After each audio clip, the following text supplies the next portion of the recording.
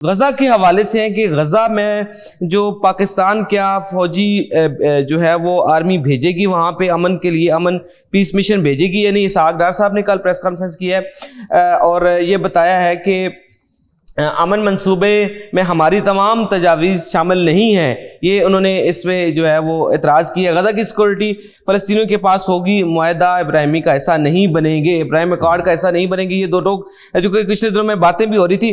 اچھا، اس حوالے سے پاکستان میں موقف جو ہے وہ واضح نہیں ہو رہا۔ ایک جگہ پہ خبر ہے کہ امن فوج جو ہے وہ غزہ میں بھیجیں گے اور دوسری طرف لکھا ہوا ہے کہ ہم سوچیں گے۔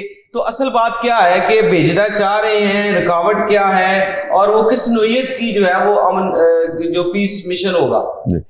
دیکھیں، یہ ٹرمپ نتن یاہو کا جو غزہ کے حوالے سے نیا امن فارمولہ ہے، بیسیکلی ابھی تک تو کوئی یہ متفقہ بات نہیں ہے کی گئی ہے۔ ایک چیز کو فلوٹ کیا گیا ہے، کی پوائنٹس کیے گئے، اس میں کچھ چیدہ پوائنٹس ہے۔ کہا تو یہ جا رہا ہے کہ اسلامی ممالک اس امن منصوبے کا خیر مقدم کر رہے ہیں، لیکن کسی طرف سے باقاعدہ کوئی بیان نہیں آیا۔ اگر منصوبے کو دیکھا جائے تو ایک لحاظ سے ٹھیک ہے کہ اس کے اندر جو 3 چیزیں بیان کی گئی ہیں کہ جنگ بندی ہوگی، اسرائیلی انخلا ہوگا اور تعمیر نو، بڑی اچھی باتیں ہیں تینوں۔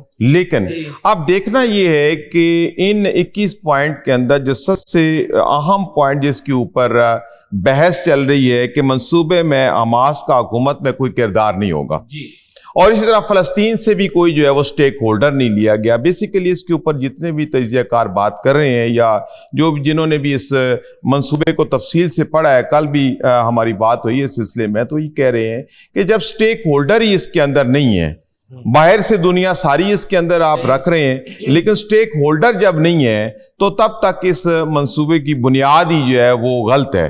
تو ابھی تک یہ ہے، بہرحال کئی چیزیں اگر دیکھی جائیں تو اچھی ہیں، جس میں کہا گیا ہے کہ اسرائیلی انخلا ہوگا، پھر اسرائیلی غزہ پر قبضہ یا ہلاک نہیں کرے گا۔ لیکن اب یہ دیکھنا ہے کہ اس کے جو امن فورس کی بات کی گئی ہے، پھر اس میں ایک اور چیز جو سامنے آئی ہے وہ یہ ہے کہ ابھی جو ہے اسرائیل کا ہی کنٹرول رہے گا جب تک یہ جو مجوزہ فورس ہے، امن فورس ہے، یہ وہاں پہ اپنا کنٹرول نہیں حاصل کر لیتی، تب تک وہاں پہ اسرائیلی کنٹرول رہے گا۔ اور یہ ابھی مکمل طور پر جو مجوزہ منصوبہ ہے اس کے اوپر اختلاف موجود۔ اچھا، اس میں جو اختلاف ہے ہمارے ملک میں، اپنے ملک میں بھی اختلاف پایا جاتا ہے۔ جیسے اب میں آپ کو کچھ بیانات جو ہیں وہ آپ کو پڑھ کے سناتا ہوں۔ حماس کے بغیر مسئلہ فلسطین حل نہیں ہو سکتا، فضل الرحمان صاحب نے کہا ہے۔ 2 ریاستی حل کی مخالفت، ہمیں ماتم کے بجائے خوش ہونا چاہیے، یہ وزیر قانون کہہ رہے ہیں۔ تو ہمارا اپنا بھی تو کوئی واضح موقف نہیں ہے کہ کیا ہم 2 ریاستی حل کی طرف جا رہے ہیں یا جو مجوزہ ٹرمپ معاہدہ ہے اس کو تسلیم کر رہے ہیں، وہاں امن مشن کا حصہ بن رہے ہیں۔ اور ایک اور بھی اس میں ہے، جو 8 ممالک ملے ہیں ٹرمپ کے ساتھ، اس میں ہمارا بھی کردار ہے، تو ہماری تجاویز تو مانی نہیں گئی، تو پھر ہم یہ چیز کا ابہام موجود ہے، ملکوں کے اندر بھی ہے اور انٹرنیشنل لیول پہ بھی ہے۔ جب تک اس ابہام کو دور نہیں کیا جاتا تب تک اس طرح کا کوئی بڑا منصوبہ لایا نہیں جاتا۔ اور دوسرا، جیسے پہلے میں نے کہا کہ سٹیک ہولڈر کا ہونا ضروری ہے۔ اب حماس کو باہر رکھ رہے ہیں، فلسطین کی کسی نمائندہ کو اس کے اندر شامل نہیں کر رہے، جو بھی مجوزہ وہاں پہ حکومت قائم کی جا رہی ہے یا فورس قائم کی جا رہی ہے۔ لیکن میں اس طرف ضرور ایک بات کہنا چاہوں گا جس کی اشد ضرورت ہے، وہ یہ ہے کہ سب سے پہلے غزہ کی جو عوام ہے اس وقت جو تھوڑی بہت رہ گئی، آپ کو پتہ ہے وہاں پہ جینوسائیڈ چل رہا ہے، وہاں پہ غذا نہیں ہے، وہاں پہ بھوک بطور ہتھیار استعمال کی جا رہی ہے، وہاں پہ دوائیں نہیں ہیں۔ جو سستی عوام ہے، 1 پوائنٹ ایجنڈا کے تحت وہاں کے جو انسانی مظالم ہے اس کو پہلے بند کیا جائے۔ یہ امن فارمولے چیزیں بات کی بات ہے، ہوتا رہے گا۔ اس میں کتنے ملک انوالو ہیں، کون مانتا ہے نہیں مانتا، لیکن ایک بات کو تو ہر بندہ مانتا ہے نا کہ وہاں پہ امن ہونا چاہیے، گولہ بارود کا استعمال ختم کریں، بھوک بطور ہتھیار ختم کریں، اور جو کشتیوں پہ سامان لے کے وہ ساحل سمندر تک آ گئے ہیں غزہ کے، تو آپ دیکھیں اس کے اوپر کیوں نہیں کوئی بات کرتا کہ آپ سستی عوام جو ہے، گولہ بارود روز چلتا ہے، وہاں پہ درجنوں اموات ہو رہی ہیں، بھوکے پیاسے وہاں پہ لوگ ہیں، فلسطینی ہے، غزہ کی پٹی ساری آلموسٹ جو ہے وہ نڈھال پڑی ہوئی ہے۔ آپ پہلے ادھر کیوں نہیں آتے؟ ایک بات जो असल 1 पॉइंट एजेंडा है ना, उसके ऊपर इस्लामी ममालिक आ रहे हैं। ओआईसी बनी किस लिए थी? ओआईसी बनी इसी मकसद के लिए थी। कहां सो गई है वो उम्मत, कहां सो गई है? आज अगर भूखे नंगे अवाम है वहां पे, उनके आप अद्वियात का, उनके खुराक का, उनके पानी का नहीं बंदोबस्त करते, तो ये अमन फार्मूला तो मेरे ख्याल में जब तक ये नहीं होता तो ये बेकार है। एक और तवज्जो एक और तरफ जो है वो मौजूल कराना चाहता हूं कि जो यूनाइटेड नेशन है, ये ट्रम्प नेशनल असेंबली क्यों नहीं करा दिया जाता? देखिए अब इसमें एक जो है वो खबर भी है, वो ये है कि अगर ये अमन के कयाम, भले वो यूक्रेन रूस की जंग हो, पाकिस्तान इंडिया की हो, गजा इसराइल की हो, या कोई दुनिया में कोई भी जंग हो, ट्रम्प नहीं बंद करानी तो यूएन असेंबली बंद कर दे। ये तो आज आपने ये कॉलम पढ़ा नहीं है, खबरें में ये कॉलम पढ़ा हुआ है, मलिया लोधी साहिबा ने लिखा है जी, और उन्होंने पूरा पोस्टमार्टम किया है, 80 साला पोस्टमार्टम है ये अक़वाम का, और आंखें खोल दी उन्होंने पूरी दुनिया की, कि पूरी दुनिया देखें। उन्होंने एक बड़ा क्लियर कट लिखा है कि ये सच है कि गजा और यूक्रेन में जंगे रोकने में अक़वाम मुत्तहिदा के मफलूज होने की जिम्मेदारी बड़ी ताकतों पर है। ठीक।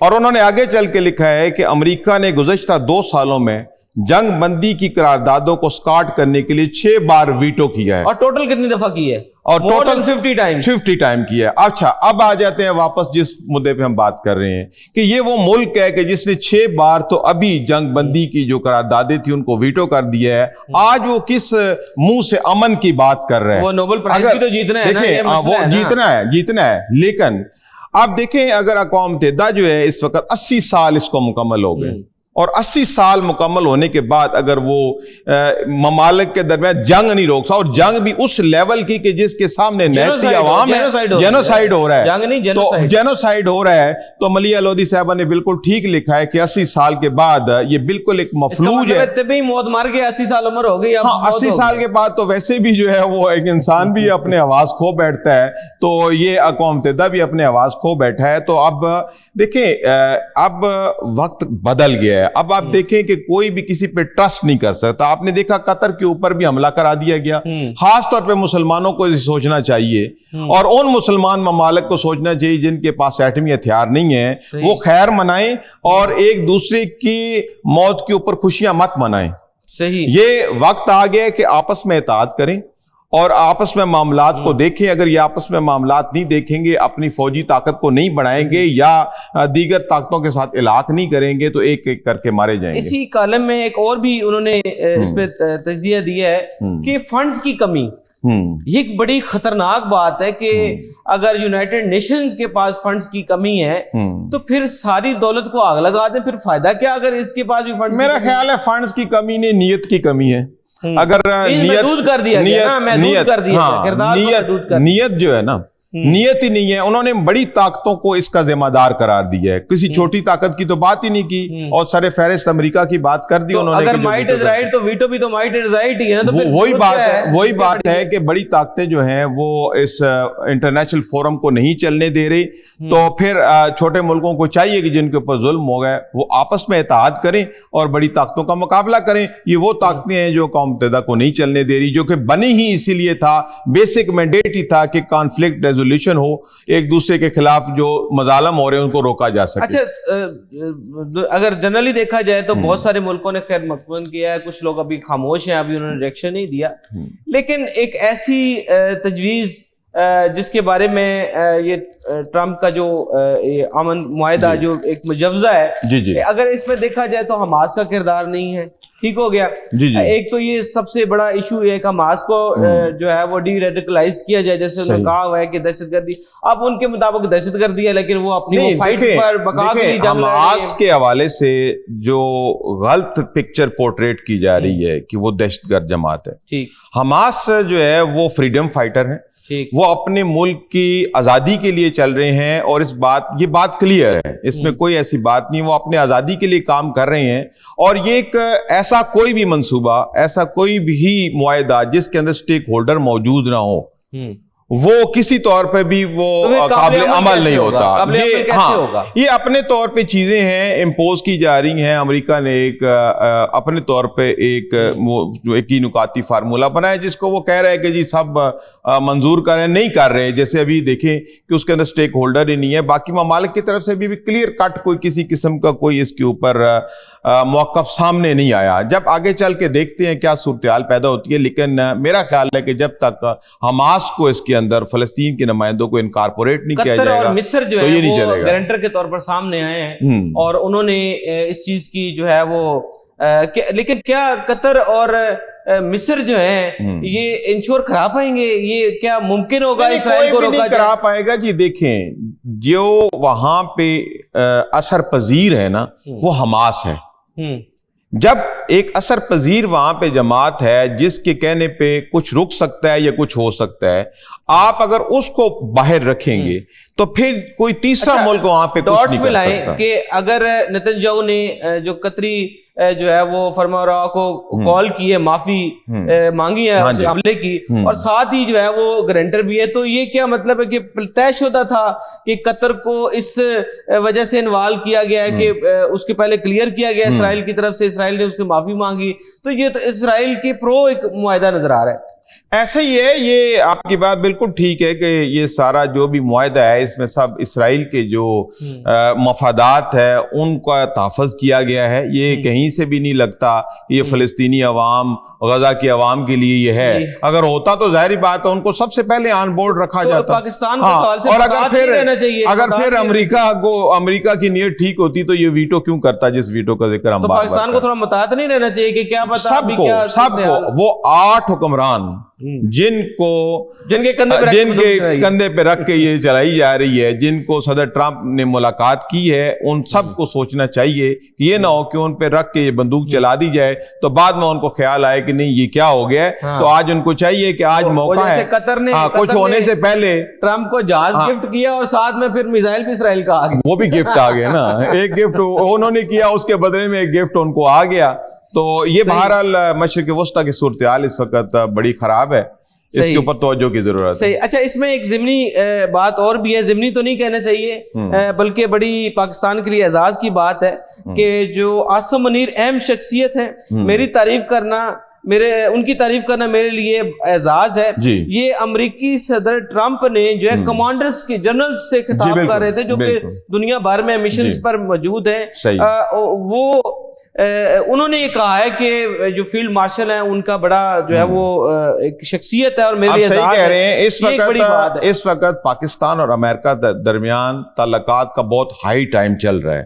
ایک دوسرے کی تعریفیں کر رہے ہیں, ایک دوسرے کے اوپر ڈیپینڈ کر رہے ہیں, بہت ساری چیزیں ہیں جو مل کے کرنا چاہ رہے ہیں. ایک یعنی کہ اس وقت ہم جس طرح خبروں میں یہ ساری چیزیں ہم پڑھتے ہیں کہ ایسے لگ رہا ہے کہ امریکہ کا سب سے بڑا اسٹریٹجک جو اتحادی ہے وہ پاکستان ہے, اور پاکستان بھی ابھر کے سامنے آیا ہے. جب تک جب ہم نے اپنے دشمن کو ناکو چنے چوائے, اس کو ہم نے بتایا کہ پنگا چنگا نہیں ہوتا, تو اس کے بعد پھر ہماری جب فوجی برتری ثابت ہوئی ہے, پھر اس کے بعد الحمدللہ ہماری سیاسی برتری بھی ثابت ہو گئی ہے, اصحابی برتری بھی ہے, آپ صحیح کہہ رہے ہیں. اور اس کے بعد دنیا یہ ماننے پہ مجبور ہو گئی ہے کہ اس کے پہلے پاکستان, چونکہ پاکستان کی اسٹریٹجک لوکیشن بڑی آئیڈیل ہے, لیکن ہم کسی وجہ سے تھوڑے سے دبے ہوئے تھے. لیکن اب پاکستان ایک مضبوط ترین فوجی سیاسی ملک کے طور پر ابھرا ہے, اور ابھی آپ نے دیکھا کہ یہ فتح 4 کروز میزائل کا بھی کامیاب تجربہ ہو گیا ہے, اور پاکستان کے آلریڈی جو میزائل ٹیکنالوجی ہے اس کی پوری دنیا میں بڑی اہمیت ہے, اور اس کا جو ہے عملی مظاہرہ بھارت نے دیکھ لیا ہے, اور وہ پھر ہاتھ جوڑتا جوڑتا جو ہندو بنیا پہنچا ہے امریکہ کے پاس کہ جی ہماری صلح کرائی جائے. تو اب یہ اچھا, اس حوالے سے میں تھوڑی سی توجہ اس طرف بھی مبذول کرانا چاہوں گا کہ جیسے ہمارا سعودیہ کے ساتھ ایک دفاعی معاہدہ ہوا ہے, اس کے ساتھ ساتھ ہمیں دفاعی ٹریننگ کی طرف بھی جانا چاہیے. یہ بھی ایک بہت بڑی مارکیٹ ہے, اور پھر اس کے علاوہ ہماری جو ڈیفنس پروڈکشن ہے پاکستان کی, اس کی بہت بڑی ویلیو ہے. ہم بہت اچھے ٹینک بناتے ہیں, بہت اچھے جہاز بناتے ہیں, بہت اچھے میزائل بناتے ہیں, تو دنیا میں اس کی بھی مارکیٹنگ ہونی چاہیے. جو پاک سعودیہ ایگریمنٹ ہوا ہے, اس کو جو ہے عملی جامہ پہنانے کے لیے کوشاں تو ہے دونوں ممالک, لیکن اس میں بریکنگ یہ ہے کہ سعودی ولی عہد نے بھی کہا ہے کہ میں پاکستان کا جلد دورہ کروں گا اور اسی سال دورہ جی کروں بالکل گا. متوقع. یہ پاکستان کے لیے جو ہے ایک بڑی اعزاز کی بات اعزاز کی بات ہے.